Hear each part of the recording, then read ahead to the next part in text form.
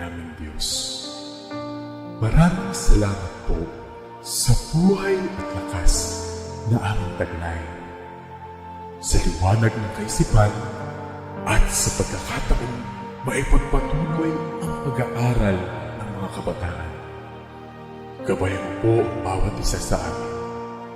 Anuman ang bahagi na aming gagampanan, naway maging maayos at matagumpay ang pagtuturo at pag-aaral na aming gagawin sa araw na ito. Patawarin mo po kami sa aming mga pagkulang at pagkakasala. At sa aming paggawa, ikaw po ang aming makasama. Amen.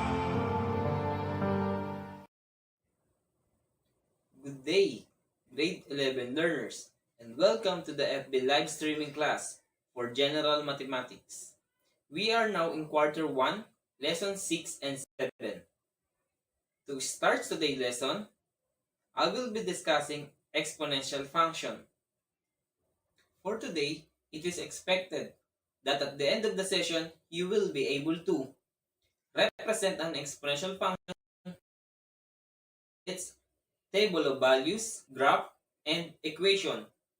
Find the domain and range of an exponential function, determine the intercept and asymptote of an exponential function, and solve exponential equation and inequalities. So ready your pen and paper and join me as we explore exponential function. Let me ask you, would you rather have a 1 million pesos now or 1 peso with its value doubled every day for 30 days? If you will take the 1 peso, this will be the amount of money that you will receive on the 30th day. Just imagine the total amount of money that you will receive at the end of the 30th day. If you choose the 1 million pesos right away, you can lose the opportunity to get more in 30 days. What is our takeaway from this? There is no shortcut to success. If you want to achieve your goal, you must work hard, be patient, be consistent, and never give up. The sacrifices and hardships that we encounter while trying to reach our goals are always worth it at the end. Before we start our discussion for today, let us first recall the previous topic about exponential expressions by doing this activity. Let's determine the given exponential expression, whether it is an equation, an inequality, or a function. You may send a like for the equation, heart for the inequality, and a laughing emoji for a function into our comment box. Please write the number before you answer. I'll be giving you 30 seconds to answer. Your 30 seconds starts now.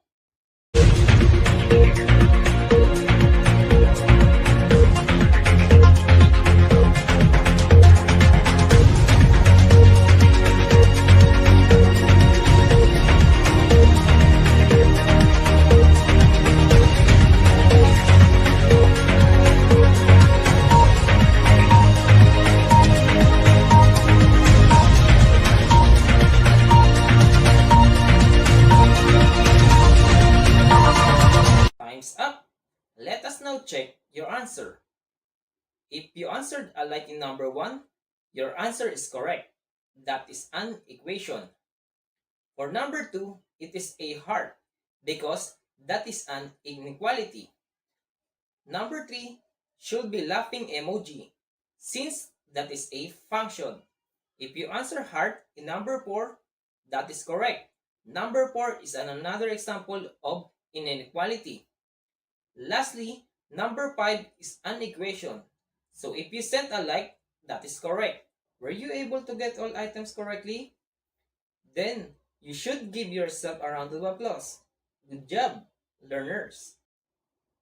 To complete the table of values, we need to evaluate the exponential function by substituting the values of x to the exponent.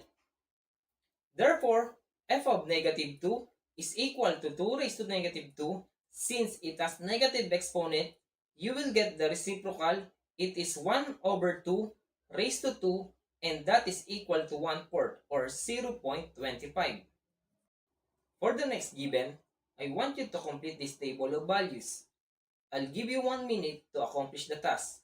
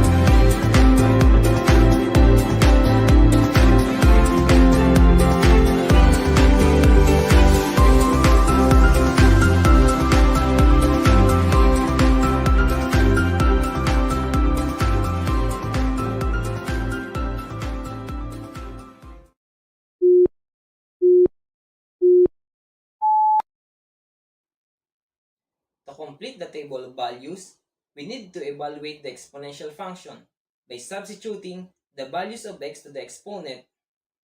F of -1 is equal to 2 raised to -1, which is equal to 1/2 or 0.5. For f of 0, this is equal to 2 raised to 0 and that is equal to 1. F of 1 is equal to raised to 1, which is equal to 2. And f of 2 is equal to 2 raised to 2, which is equal to 4. Hence, the values of our f of x, 2 raised to the x, are 1/4, 1/2, 1, 2, and 4. For x, -2, -1, 0, 1, and 2, respectively. Did you get the same values? Very good. Let us proceed with the graph.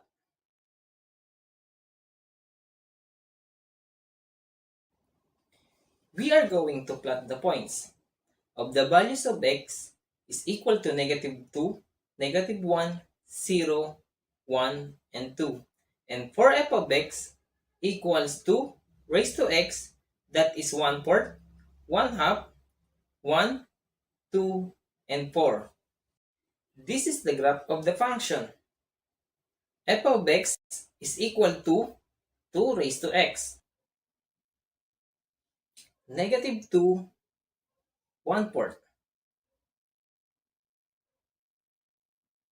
-1, 1/2. 0, 1. 1, 2,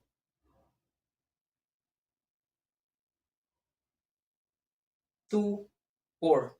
This will be the coordinates of f of x is equal to 2 raised to x. Have you created the same graph? Very good. Remember, aside from the graph, an exponential function can also be expressed as an equation or as a table of value. Let us now focus on the graph of f of x is equal to 2 raised to x. Observe the graph and answer the following questions. What is the domain of the function? Correct. The domain of the function is set of all real numbers since there is no restricted x values. How about its range? What is the range of the function?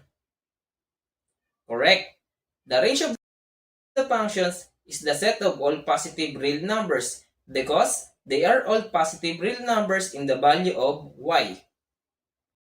What is the y-intercept of the function? Correct. The y-intercept of y is equal to 2 raised to x, that is equal 2 raised to 0 is equal to 1. How about the x-intercept? Can you identify the x-intercept? Very good observation. There is no x-intercept. Is there a horizontal asymptote? Very good. The line y is equal to 0 or the x-axis is the horizontal asymptote. Is there a vertical asymptote? Correct. There is no vertical asymptote. Let's have another example and let's see if the same observation will be generated. To complete the table of values, we need to evaluate the exponential functions by substituting the values of x to the exponent. The value for our f of x equals 1 half raised to 2 is equal to the reciprocal, that is 2 squared, which is equal to 4. I'll give you 1 minute to complete the table and grab the function of f of x is equal to 1 half raised to x.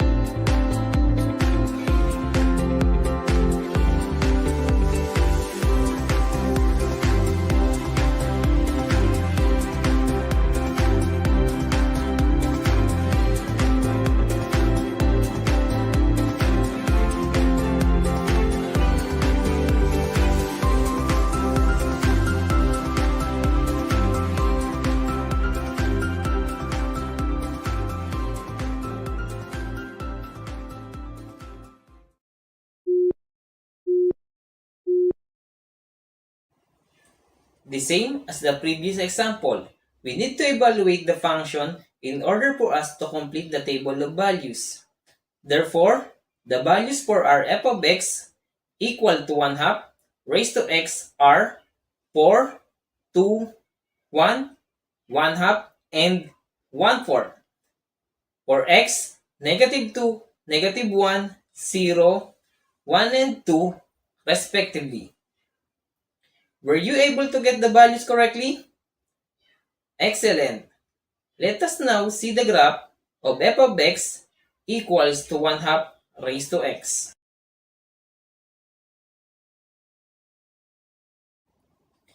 We are going to plot the points of the values of x is equal to negative 2, negative 1, 0, 1, and 2.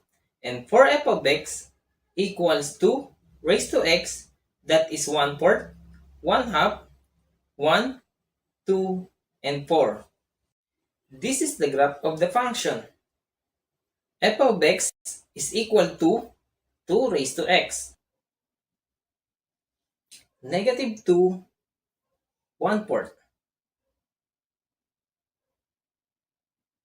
Negative 1, 1 half.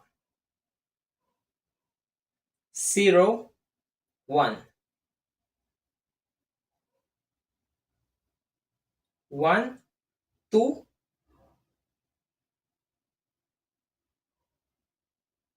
2, 4. This will be the coordinates of f of x is equal to 2 raised to x. Have you created the same graph? Very good. Remember, aside from the graph, an exponential function can also be expressed as an equation or as a table of value. Let us now focus on the graph of f of x is equal to 2 raised to x. Observe the graph and answer the following questions. What is the domain of the function? Correct. The domain of the function is set of all real numbers since there is no restricted x values. How about its range? What is the range of the function? Correct. The range of the functions is the set of all positive real numbers because they are all positive real numbers in the value of y. What is the y-intercept of the function? Correct. The y-intercept of y is equal to 2 raised to x, that is equal 2 raised to 0 is equal to 1. How about the x-intercept? Can you identify the x-intercept? Very good observation. There is no x-intercept. Is there a horizontal asymptote? Very good. The line y is equal to 0, or the x-axis is the horizontal asymptote. Is there a vertical asymptote? Correct. There is no vertical asymptote. It's time to do it on your own. Answer the activity by completing the table of values and graphing the functions. Also, indicate the domain, range, y-intercept, and horizontal asymptote. I will give you 2 minutes to finish the task. 2 minutes starts now.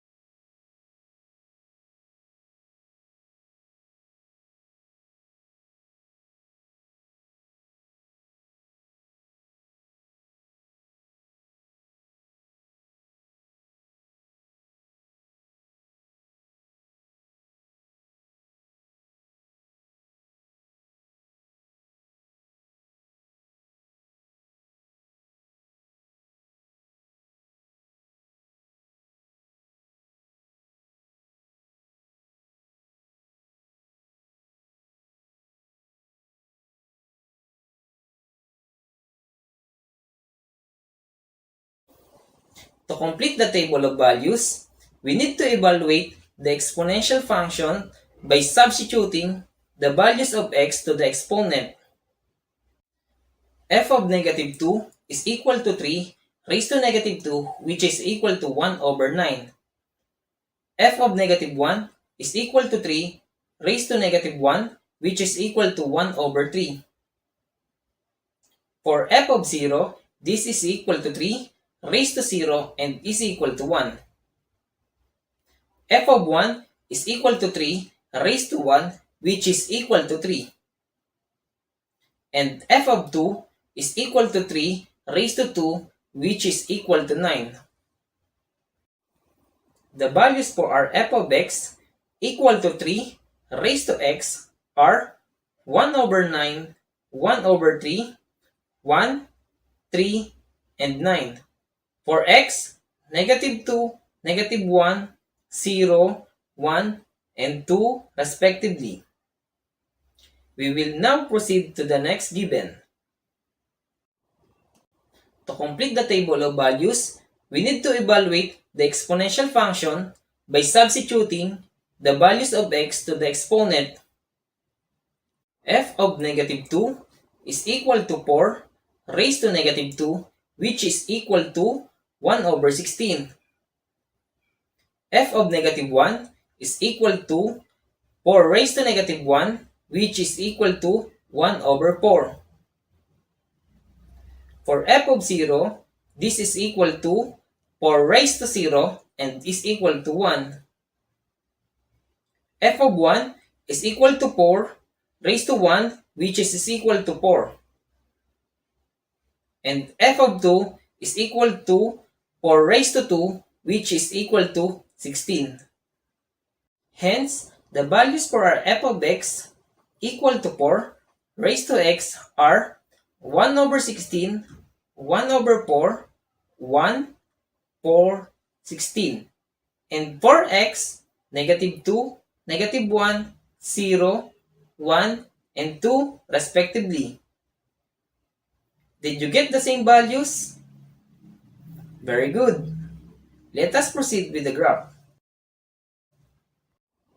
The two graphs have the same domain, range, y-intercept, and horizontal asymptote. However, the graph of g of x rises faster than f of x as x increases and is closer to the x-axis if x is less than 0. For this given, the properties for both functions are: the domain is the set of all real numbers. The range is the set of all positive real numbers. The y-intercept is 1. There is no x-intercept, horizontal asymptote, y is equal to 0. Did you get the same answers? Great job! After analyzing multiple graphs, let us summarize our observation.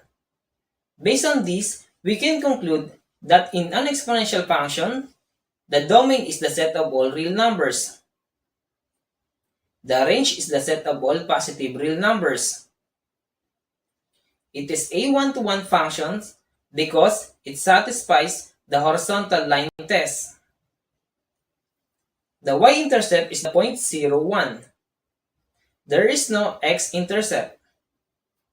The horizontal asymptote is the line y is equal to 0 or the x-axis. There is no vertical asymptote. The function is increasing if b is greater than 1 and decreasing if 0 is less than b and less than 1. These are the properties of an exponential function. To continue with our discussion, I want you to check the table of values for the functions of f of x is equal to negative 2 raised to x. What can you say about the obtained values in comparison with the functions f of x is equal to 2 raised to x? Correct. The values of the two functions have opposite signs.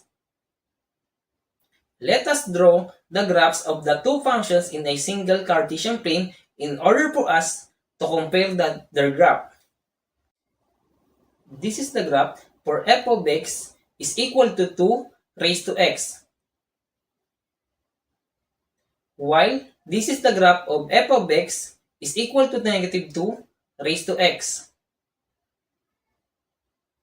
As you can see, the two graphs are the reflections of each other's. These are called reflection. Allow me to show you another example of reflecting graphs.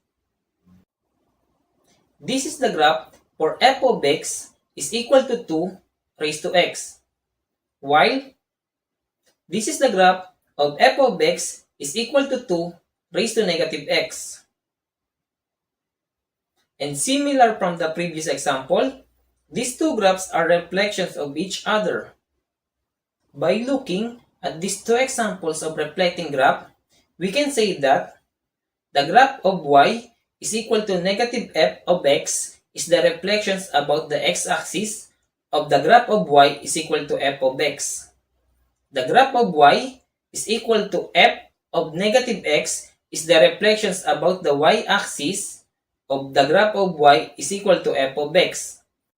In simplest term, the reflection of the graph is about the x-axis if the bases have opposite signs, while the reflection is about the y-axis if the exponent have the opposite signs. Another important topic for today is the exponential equations and inequalities. For this topic, our learning objective is solve exponential equations and inequalities. If you are ready, let's know more of it. Let me ask you, how many times will you multiply 2 by itself to obtain 32? 5 times. Sounds easy, right? How about the times will you multiply 2 by itself so that the result is greater than 32? Correct. More than 5 times. It can be 6, 7, or 8 times. If we are going to write this in symbol, this will be our expressions. And these expressions are example of exponential equations and inequality. Both contains are variable whose value satisfies the given expressions and thus are meant to be solved. Most of you could have successfully solved the problem mentally. But how does the solution really work? Let's try to understand it further. The one-to-one property of exponential function states that in f of x is equal to b raised to x, if x sub 1 is not equal to x sub 2, the b raised to x sub 1 is not equal to b raised to x sub 2. Conversely, if b raised to x sub 1 is equal to b raised to x sub 2, then x sub 1 is equal to x sub 2. This property paves the way in understanding how to solve exponential equations. Based on this, in order for us to solve the value of x in an exponential equations, we need to express both sides of the equations into a power with similar bases. In this way, we can conclude that their respective exponents are equal. Let's apply this property to this example. First, we need to write both sides of the equation into similar bases. And how can we do that? Correct. We can express 32 as 2 raised to 5. Therefore, our equation will become 2 raised to x plus 2 is equal to 2 raised to 5. Now, that the bases are equal, we can now conclude that the exponents are also equal. Thus, x plus 2 is equal to 5. What we obtain is a linear equation.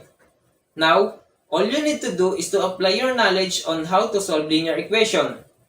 To isolate x, we need to subtract 2 to both sides of the equation. Therefore, the value of x is 3. How about this next example? 4 raised to x minus 1 is equal to 16. Can you express 4 and 16 as a power with the same base?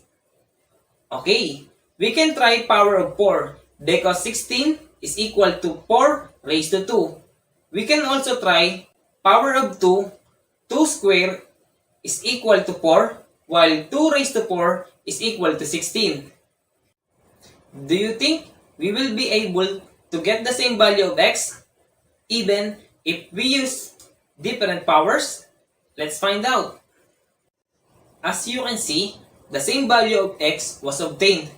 This means that it does not matter what power we are going to use, provided that the bases are the same. As for exponential inequality, we will be applying this property. If b is greater than 1, the exponential function is increasing for all x. This means that b raised to x is less than b raised to y if and only if x is less than y. If 0 is less than b and less than 1, the exponential function is decreasing for all x. This means that b raised to x is greater than b raised to y if and only if x is less than y.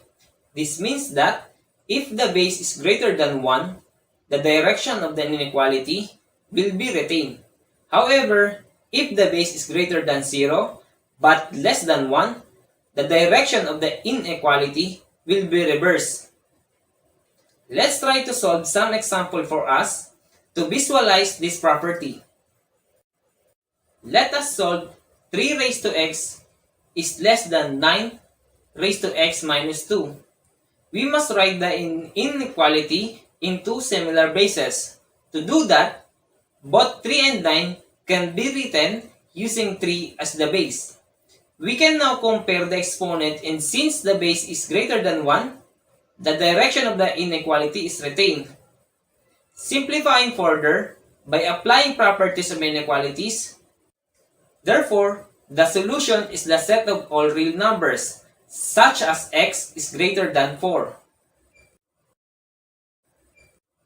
Earlier, I mentioned about the different application of exponential expression. Now, let us see how exponential model is used to illustrate the real-life situation. Some of the most common application of exponential functions includes population growth and exponential decay. For these two applications, we will be using the exponential model. Y is equal to y sub 0 times b raised to t over t, where y is the final amount or final population. Y sub 0 is the initial amount or initial population. B is the rate of growth or rate of decay. T is the elapsed time or the amount of time that passes from the initial amount until it reaches the final amount. And T is the generation time or the time it takes for the growth or decay to occur. Let us use this model in answering some word of problems. First thing that we need to do is to identify our givens. Based on the problem, the initial population of the bacteria is 100. The rate of the growth is 3. Since it triples every 10 days, the 10 days in this problem refer to our generation time, or the time it takes for the bacteria to grow, while 60 days is the time elapsed. Now that we already identified our givens, it's time to plug in this value to our exponential model. By performing the order of operation, the final population of the bacteria in the petri dish after 60 days is 218,700. Were you able to get the same answer? Very good. It's time to do it on your own and apply all your learnings. Use your paper and pen to solve the following exponential equations and inequalities. I'll be giving you 5 minutes to finish the task. 5 minutes starts now.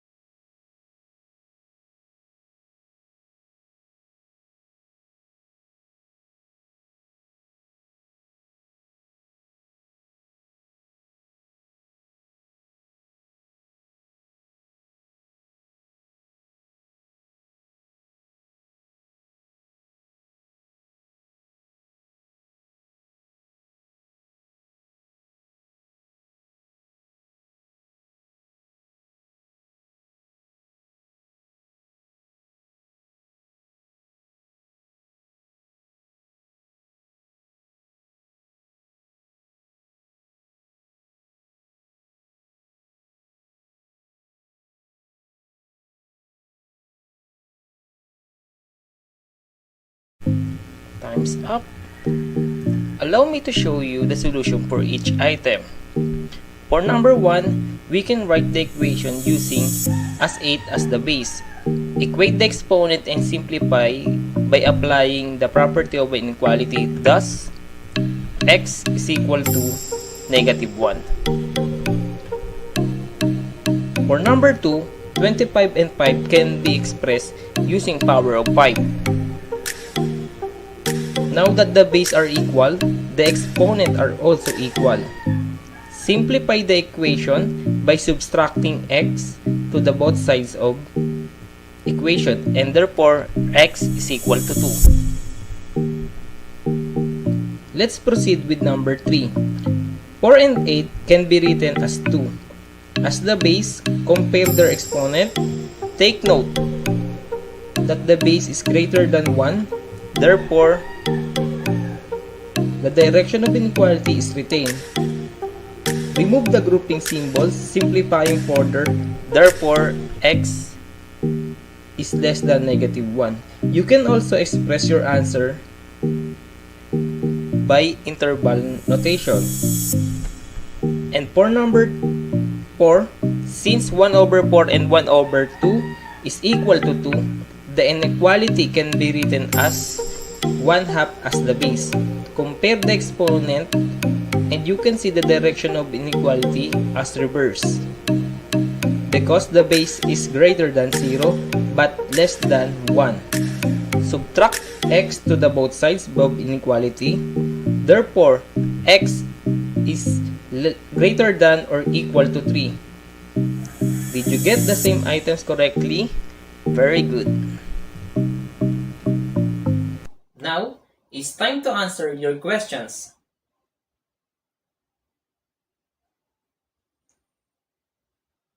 If you don't have any questions, don't forget to practice by answering the activities found in your learning packet. That's all for today. See you on the next streaming class. Goodbye, stay safe,